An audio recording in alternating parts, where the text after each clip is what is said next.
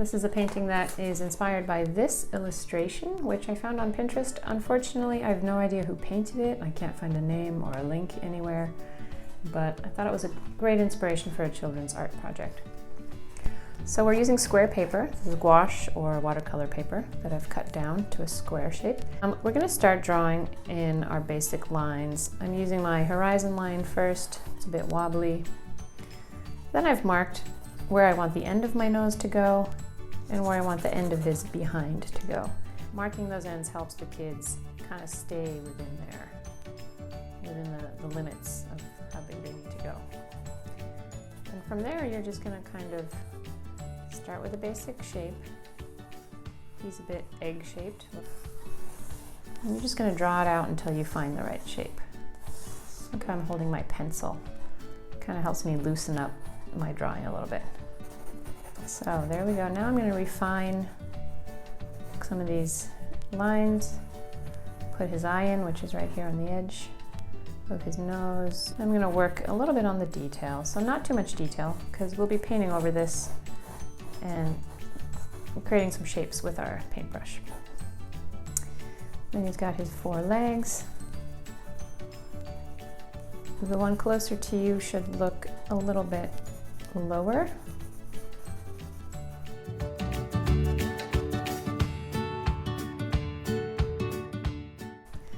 Then you're going to create that separation between the dark brown and the light brown area on his body.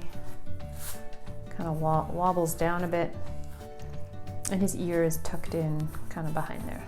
It's pretty big. 1 mushroom. Now you can have the kids do any kind of mushroom they want. These are quite fun just because they're red. And having 2 in different sizes just creates good composition. And don't worry about them being too perfect. They should be a little wobbly.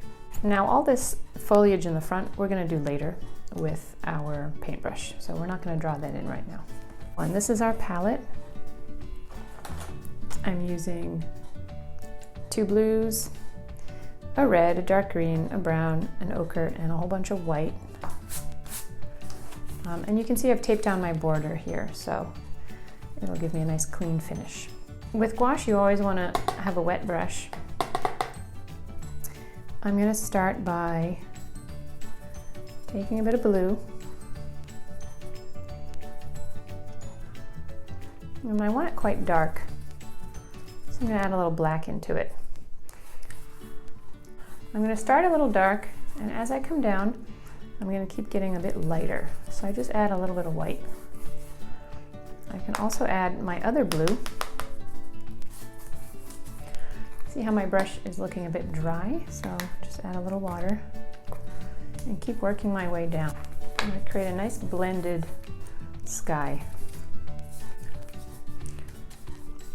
Now when you come down to the top of your hedgehog, you want to make sure that the blue is quite light, just because that creates good contrast. The hedgehog himself is a bit dark, so you don't want to have a very dark blue touching the top of the hedgehog. So because this is a small format, we're already done, but I'm going to go in and, I don't know, create a little more texture, create some movement. I want it to look a bit rounded, so making sure my brush is always wet enough that the paint is really flowing in a creamy consistency. I don't want a sticky paint or a sticky brush.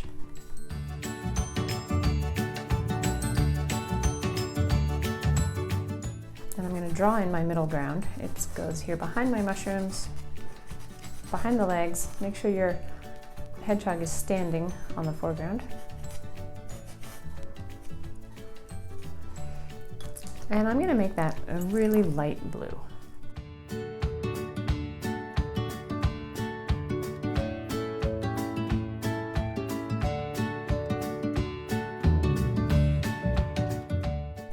Using the edge of my brush again to create a nice line up here.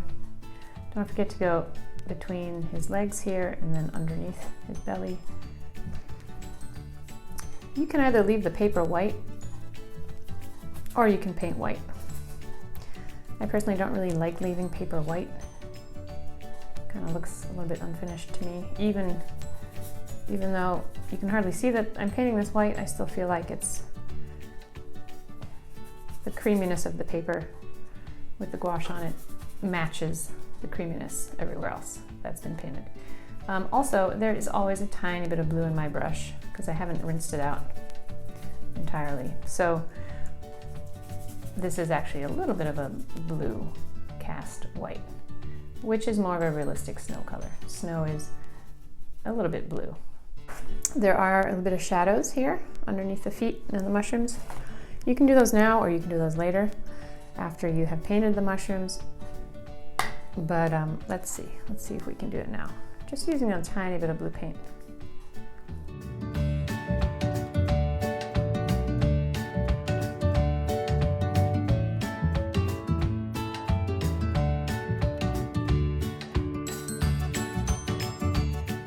Take a bit of this brown, and I want my gouache to be a creamy consistency, so you definitely need to add a little bit of water. My brush is probably too big for this, so I might switch to a smaller brush. Kind of avoiding the ear now. Notice how I'm using the side of my brush, and I'm creating some jagged kind of hair areas here.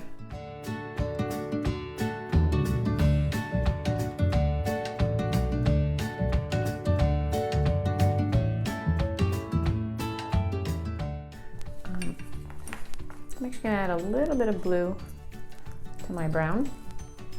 It's going to darken my brown a little bit. I want his forehead to kind of stick out a little bit more, so I'm going to pull that down a bit. And you can kind of have fun with this. You can make it a little bit pointy. I want to fluff him up a little bit. He's a little bit too flat in the back, so again, using the side of my brush. Maybe I'll even take a little ochre, play around with that. Blending in a little bit of ochre right on top of our dark brown just creates some different tones here. Now I'm going to do this belly area. I'm going to start with a layer of ochre. I'm going to come right down to the legs.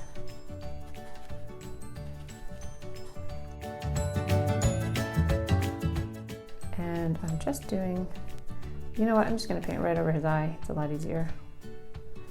I'll layer back in there with brown later.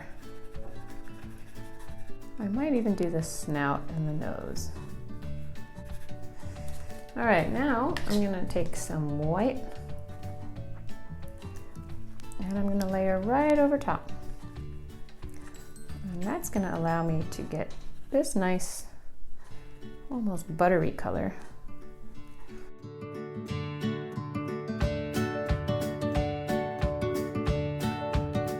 Right, now you can do these little jagged edges. Depending on the shape of your brush, you could just kind of stick the brush in there and then pull back, and that's enough to kind of give you that ear shape. Now I'm going to take a teeny bit of brown and I'm going to go over this nose area, the snout, but also with some white. I want it to be kind of light, but not as light as the belly. I might take a little more dark brown and pull it in a little bit more into his face, kind of round it out on the inside. Gives it more dimension. Just like that. Same thing on the feet. The feet are about the same color maybe as the snout.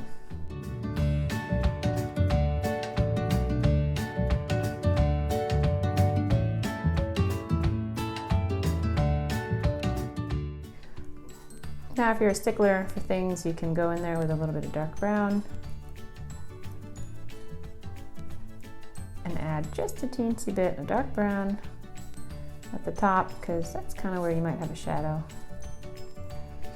And that blends in nicely with the lighter brown to create a nice smooth transition. Same brown I might use down here.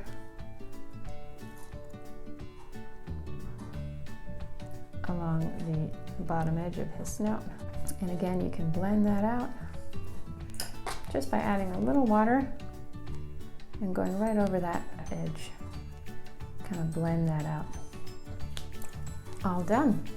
This is probably a little dry, so I'm just going to go in there and play around a bit more with the values in his face. I want to brighten up his face a little bit.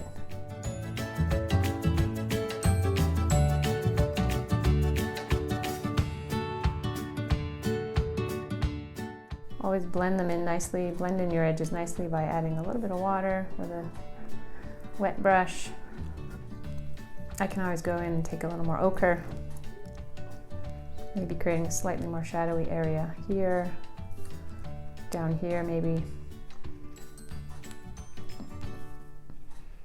This is, you know, you can get as detailed as you want here. If you're doing this with little kids, this might be too much extra detailing here and shadowing. Like, you could just keep it pretty flat. And honestly, if you demonstrate, they're pretty good at following along.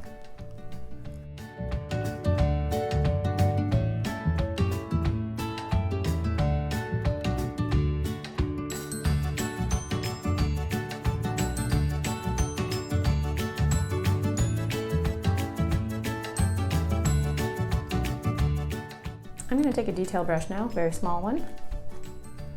I'm going to dig into my dark brown. I'm going to take a touch of blue, and I'm going to create a little round nose. Could use a little black for this if you want, but it's also perfectly achievable with dark blue and brown. Now, careful not to go too big. The eye is straight back from the nose, right on the edge of this snout. It's about the same size as the nose too. All right, now for the mushroom. Take a little red.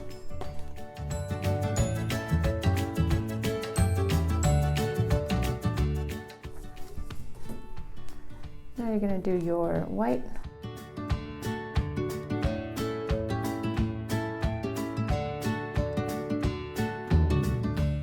Remember, it's a snow cap here that's kind of sitting on the mushroom, so it's actually going to extend a little bit beyond the mushroom because the snow kind of billows out.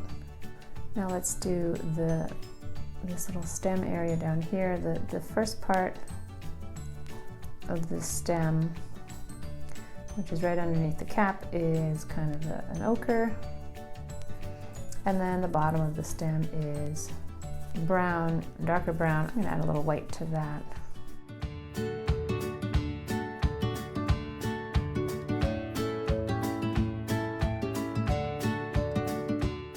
Now for a slightly shadowy side, you can add a bit more of the dark brown to one side.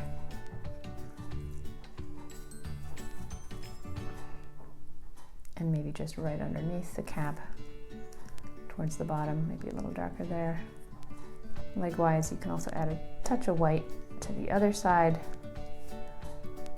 and, you know, without over blending it, just kind of scrubbing it in a little bit.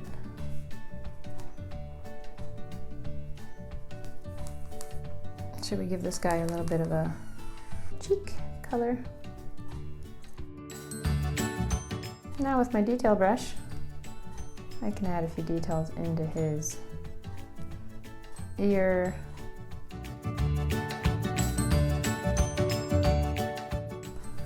I can also refine kind of this area here, deepen that shadow.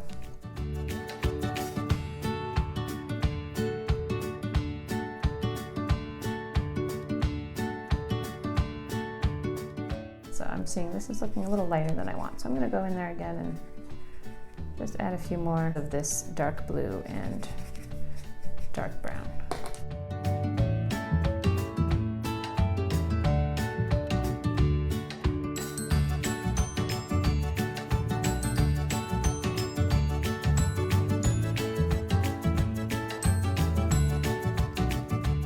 Now, he's got some cute little dashes and spiky textures in his hair. So I'm going to take a little bit of ochre, mixed with some white, mixed with some brown. I'm going to create a color that's significantly lighter than the dark brown of his back. Make sure you use the right brush for this. I'm going to use a little detailed brush. And starting on the left, if you're right-handed, just do some very fine little dashes.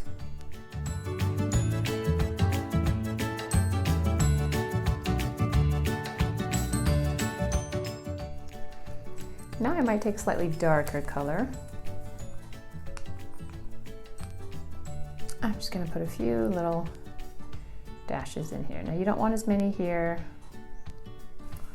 because he's not really spiky here, but he probably has, I don't know, little bits of fur and fuzz.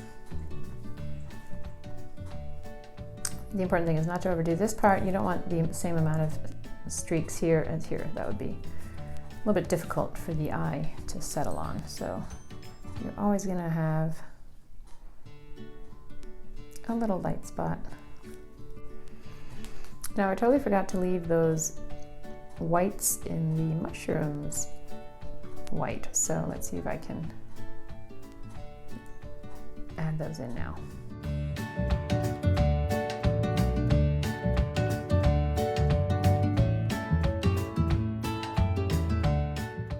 All right, now for the fun part. We're gonna do some of this foliage in the front. I have some dark green here. You can use it straight like this, or you can add a little blue to it. Ideally, you should do both. You wanna have as many different colors with your limited palette as you can. Makes it more interesting. So I like to start on the left side if I'm right-handed so that I can move this way. So you want to reach up into the sky, very carefully pull down the thin line that goes off the page. And from there, you're going to add in those leaves. Now, keep your shapes really simple. This is where you want to start overlapping some of your other elements. So I'm going to be overlapping here a little bit on my mushroom. You can do one side of the leaf at a time. Careful that your leaves taper to a very thin point where they touch the stem. Make sure you're going off the paper at some point. That kind of makes your composition feel a bit larger, encompasses your view a bit.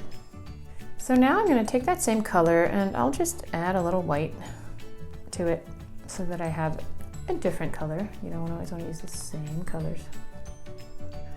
And same thing, you're going to pull up. I'm going to make this one a lot smaller. You want to have variety, right? So different shapes, different sizes.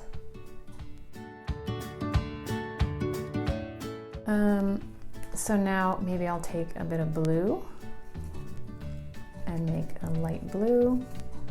I still have that light green on my brush, that turquoise green. It doesn't matter, I'm not cleaning out my brush. And maybe here I'll add like a tiny little shrubby thing. Using a very small brush for this is super important. I'm going to use this red. I might actually add a little white to that.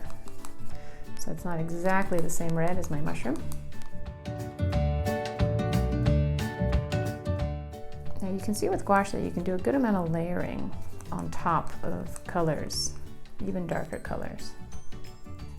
But it does require not scrubbing the paint because you don't want the colors to blend together. You just want them to sit on top of each other. I might take a little bit of this brown.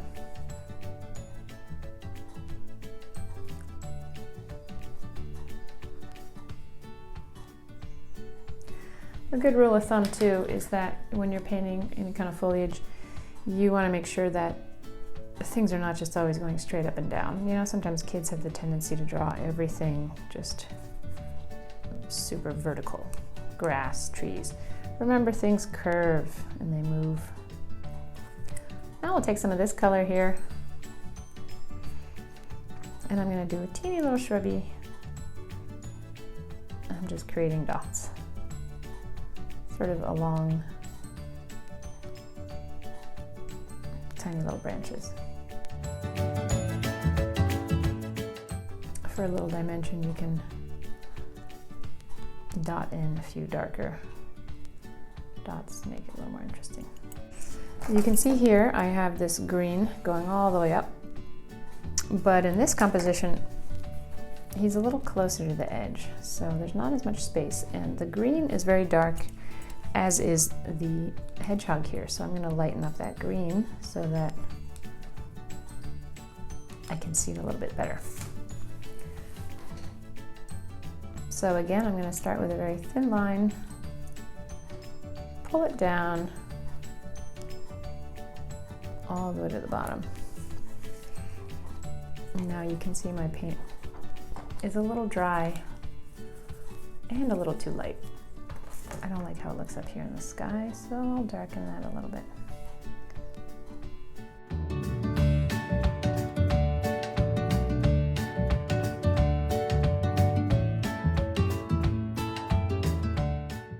Again, up here I might go a little darker just so I can see that leaf. Now, because I used a lighter green for that area, I might use a slightly different green, maybe a blue green, for my next foliage. And I can go a little darker. Remember that foliage is not just green, it's so many different degrees of greens and blues and yellows and browns. So definitely encourage mixing blues and greens with yellows and ochres. Nature is not just green. Let's do another little brown shrub. Maybe I'll even kind of fit that in here.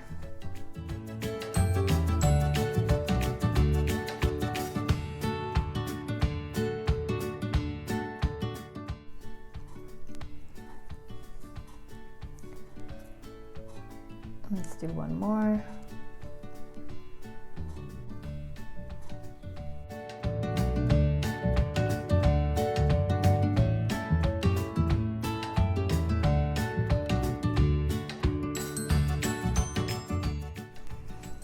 And we can do another little shrub down here with some little red, maybe some red ochre. Let's do one more branch going off this way.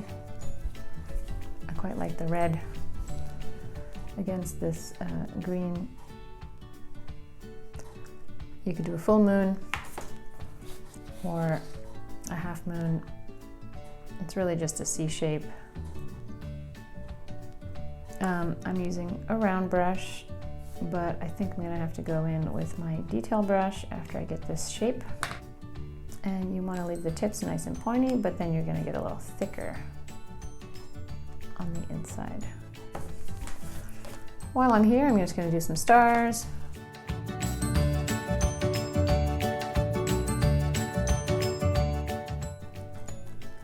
Remember that the more you have differences in sizes, the very, very small stars, it's going to make the sky look like it's super, super deep and very far away, because you're seeing constellations really far away. Of course, you want some bigger stars too. If you're comfortable doing stars,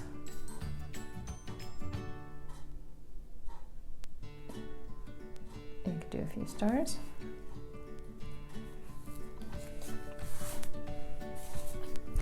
This is something I wouldn't overdo either. Can quickly get out of hand. Anything else you want to touch up? Maybe here, another layer here on this mushroom area. It picked up some of the red. I think you can kind of see now the white a little bit better against the blue. But if it's still not white enough against the blue background, You'll have to darken the background a little bit, so I'll show you how I might do that. Take a tiny bit of this blue.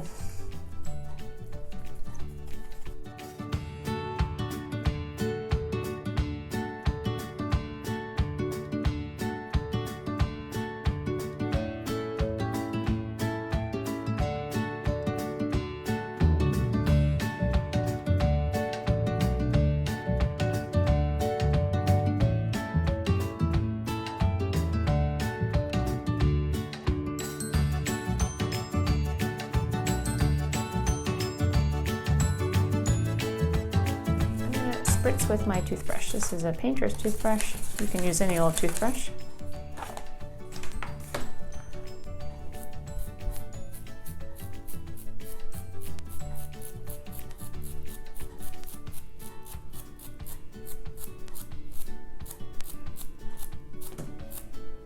So let's take off the tape. If you're impatient like me, probably best to let everything dry, but I don't want to wait because this is my favorite part.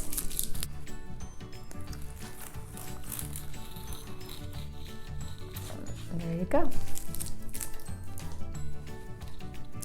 So this is our little hedgehog with mushrooms and foliage on a snowy winter evening in gouache. Can be nicely adapted to different age groups. You could probably do this in acrylic, but I love gouache. My kids like gouache, so we're going to explore it in gouache. So thank you so much for watching.